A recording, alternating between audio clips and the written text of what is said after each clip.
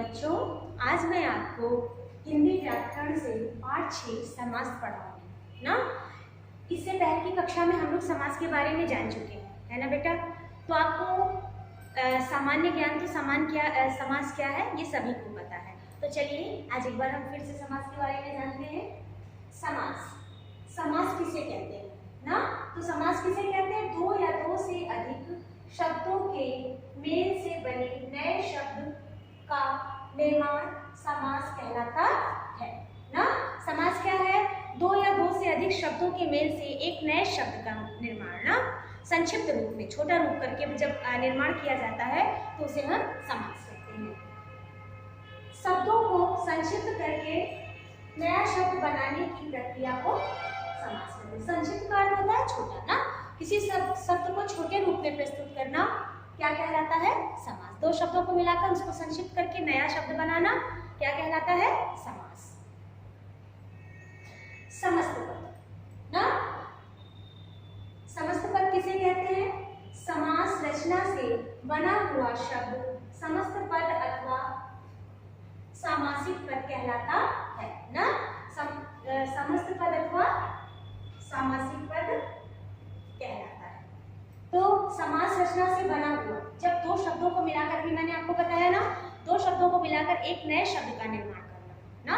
जब वो नया शब्द बन जाता है तो उसे हम क्या कहते हैं? उसे हम कहते हैं समस्त पद। जैसे उदाहरण के तौर पर गंगा जल, पाठशाला। अब देखिए यहाँ पर दो शब्द है ना, गंगा जल दो शब्द है, गंगा है अलग शब्द है और जल अलग शब्द है। इनको मिलाकर क्या कर दिया गया? यहाँ पर एक कर दिया गया। इसके बीच में जो भी शब्द था उसको लोप कर दिया गया ना।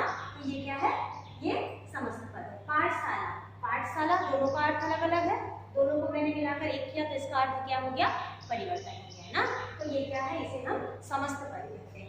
समस्त पद में दो पद होते हैं, पूर्व पद और उत्तर पद। जब हम समास का निर्माण करते हैं तो दो पदों के योग से करते हैं। मैंने भी आपको बताया कि दो पदों के योग से समास का निर्माण होता है। दो पद क्या?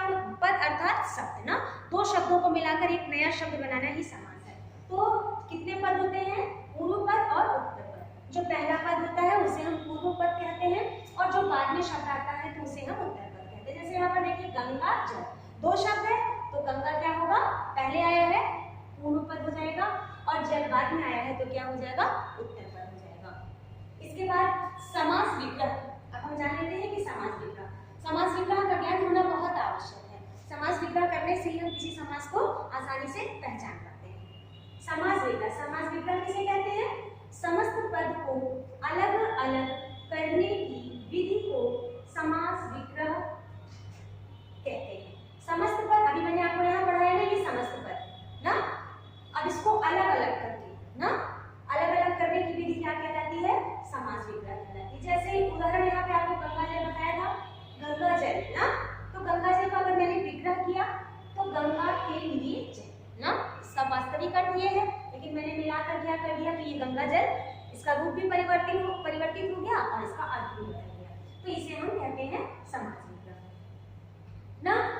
अब यहाँ पर एक देखिए, मैंने आपको उदाहरण बताया है, जैसे ऊपर जो कुछ पढ़ाया है, समस्त पद, पूर्व पद, उत्तर पद, समास विग्रह ना। एक यहाँ पर मैंने उदाहरण बताया, जैसे समस्त पद में देखिए राजदूत, पूरा पद बना हुआ है राजदूत। अब इसमें दो शब्द हैं तो एक उत्तर पूर्व पद होगा, एक उत्तर पद होगा। तो राजदूत में राज क्या है? पूर्व पद है। उत्तर के पद दूत क्या है? उत्तर पद ना। और समास विग्रह करने पर क्या हो जाएगा? राजा का दूत। क्लियर? इसके बाद यहाँ पर देखिए यथा शब्द ना, दो शब्द हैं समस्त पद में, इनको हम एक साथ पढ़ेंगे, एक साथ लेंगे। समस्त पद में पूर्व पद में पहला पद जो होगा वो क्या हो जाएगा ना? वो पूर्व पद हो जाएगा। जैसे यहाँ पर यथा पूर्व पद है। उत्तर पद क्या हो जाएगा? बाद वाला समय। समास विग्रह करने के पर क्या आएगा? समय के अनुसार। तो समास के कितने भेद होते हैं? समास के मुख्य 4 भेद होते हैं। मुख्य रूप से समास के 4 भेद होते हैं। कौन कौन से? अव्ययभाव समास, तत्पुरुष समास, द्वंद्व समास और बहुव्रीहि समास ना। जो तत्पुरुष समास होता है उसके दो उपभेद होते हैं, कर्मधारय और द्विगु समास। इस तरह से मिलाकर समास के कुल 6 भेद होते हैं ना। जैसा कि आपने पिछली कक्षा में पढ़ा है कि समास, आपने 6 ही समास पढ़े हैं ना, कि समास के कितने भेद होते हैं? हैं? कुल 6 भेद होते हैं, लेकिन मुख्य रूप से 4 होते हैं। और तत्पुरुष समास के 2 उपभेद हैं, कर्मधारय और द्विगु समास। इस तरह से मिलाकर कुल 6 समास हुए। तो अब हम इन समास के बारे में आगे जानेंगे। सबसे पहले जानते हैं तत्पुरुष समास किसे कहते हैं ना, सॉरी अव्ययभाव समास किसे कहते हैं। अव्ययभाव समास, जिस समास का पहला पद प्रधान हो और अव्यय हो उसे अव्ययभाव समास कहते हैं ना।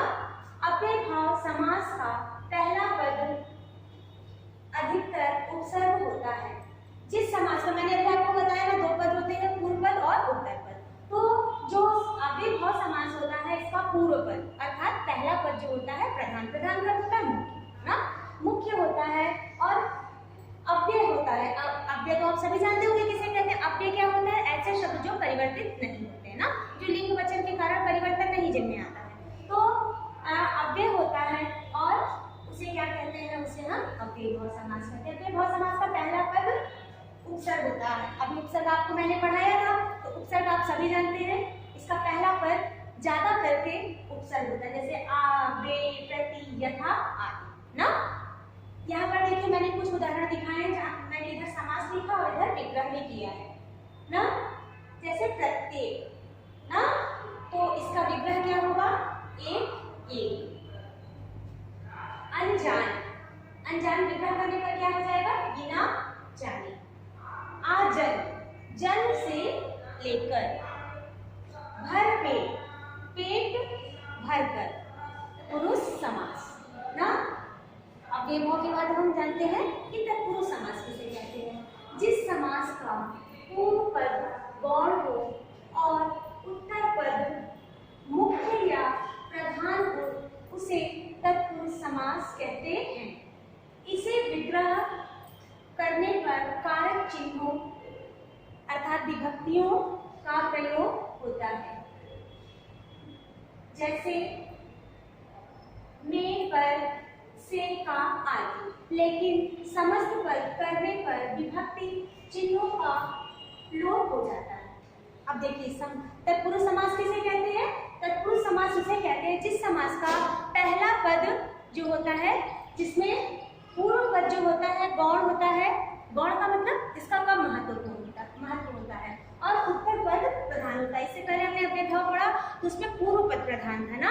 अब इसमें क्या है? इसमें उत्तर अर्थात बाद वाला पद जो बाद में शब्द आएगा वो मुख्य होता है और जो पहला आता है वो उतना महत्वपूर्ण मतलब कम महत्वपूर्ण होता है ना।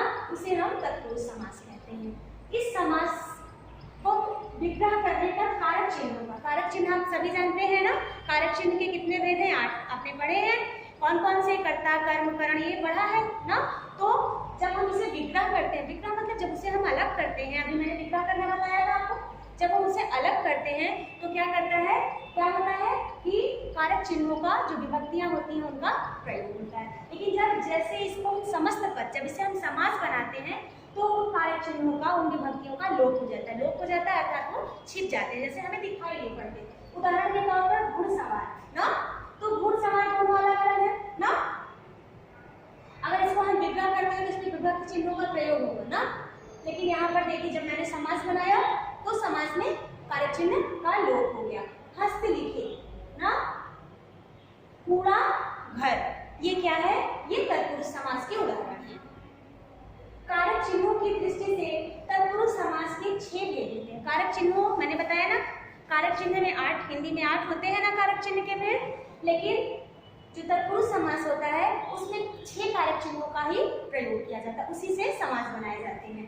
जैसे यहाँ पर देखिए कर्म तत्पुरुष, करण तत्पुरुष, संप्रदान तत्पुरुष, अपादान तत्पुरुष, संबंध तत्पुरुष, अधिकतर तत्पुरुष समास ना। ये 6 है और 2 समास और होते हैं, कर्ता कारक, 2 कारक और होते हैं, कर्ता कारक और संबोधन कारक। इनका प्रयोग जो होता है तत्पुरुष समास में नहीं किया जाता। मतलब मैंने बताया ना 8 होते हैं जिसमें से 6 का प्रयोग किया जाता है और 2 का प्रयोग नहीं किया जाता। वो 2 कौन कौन से हैं? कर्ता कारक और संबोधन कारक। इनका तत्पुरुष समास में प्रयोग नहीं किया जाता है। अब आइए यहाँ पे मैं सबसे आपको एक उदाहरण दिखा देती हूँ ना। जैसे कर्म तत्पुरुष ना। अब कर्म का सिंबल क्या है? कर्ता ने कर्म को है ना, तो राम कर, तो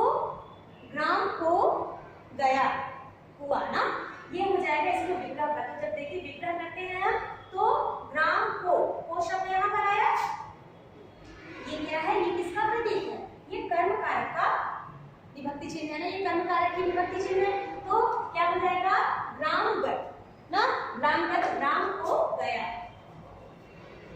ये क्या है, ये कर्म कारक तत्पुरुष है। स्वर्ग प्राप्त, स्वर्ग को प्राप्त ना, इसमें भी देखिए कर्म कारक का प्रयोग हुआ है, स्वर्ग को प्राप्त। करण तत्पुरुष, कर्ता ने कर्म को करण से ना, इसका सिंबल क्या है से, तो भूख मरा, भूख से मरा। रेखांकित, रेखा से अंकित ना, हुआ है ना कारक चिन्ह का प्रयोग। संप्रदान ना, संप्रदान का सिंबल क्या है, कर्ता ने कर्म को करण से संप्रदान के लिए ना, के लिए है, तो के लिए का क्या हो जाएगा, अब राह खर्च, तो राह के लिए खर्च। देशभक्ति, देश के लिए भक्ति, इस देखिए चिन्हों का प्रयोग हुआ, यहाँ पे आपको स्पष्ट हो गया होगा ना आसानी से। तो ये क्या है, राह खर्च, देशभक्ति, ये क्या है, ये संप्रदान कारक है। अपादान कारक ना, अपादान क्या होता है ना, से का प्रयोग होता है लेकिन अलग करने के लिए ना, कर्ता ने कर्म को करण से संप्रदान के लिए अपादान से, लेकिन यहाँ पर से का प्रयोग दूसरे रूप में होता है और यहाँ पर से का प्रयोग होता है अलगाव दिखाने के लिए। जैसे देखिए देश निकाला, तो देश से निकाला, देश से निकाला मतलब देश से अलग कर दिया गया, जहाँ पर अलगाव दिखाया जाए वहां पर क्या होता है, अपादान कारक होता है। संबंध कारक ना, संबंध कारक क्या होता है, संबंध दिखाता है, का की के ना, अब तो ये जानते ही हैं। तो देवमूर्ति, देव की मूर्ति, सिर दर्द, सिर का दर्द, देखिए दोनों के बीच का संबंध दिखाया जा रहा है। और यहाँ हर में क्या है, विभक्ति चिन्हों का, कारक चिन्हों का लोप, लोप मतलब उनको दिखाया नहीं गया है। जब हम समास बनाते हैं तो इन कारक चिन्हों का लोप कर देते हैं, और जब विग्रह करते हैं तो क्या होता है, उन कारक चिन्हों का प्रयोग हमें स्पष्ट होता है। अधिकरण समास, अधिकरण समास दानवीर जनप्रिय ना, यहाँ पर आपका बेटा आज अभी तक मैं इस ये जो पहला पार्ट था इस वीडियो का समास का, इसमें मैंने जाना समास किसे कहते हैं, विग्रह, समस्त पद और समास के भेद ना, जिसमें मैंने दो भेद आपको पढ़ाया, अव्ययभाव और तत्पुरुष समास। बचे हुए 4 भेद हैं, उसको मैं नेक्स्ट वीडियो में पढ़ाऊंगी। धन्यवाद बच्चों।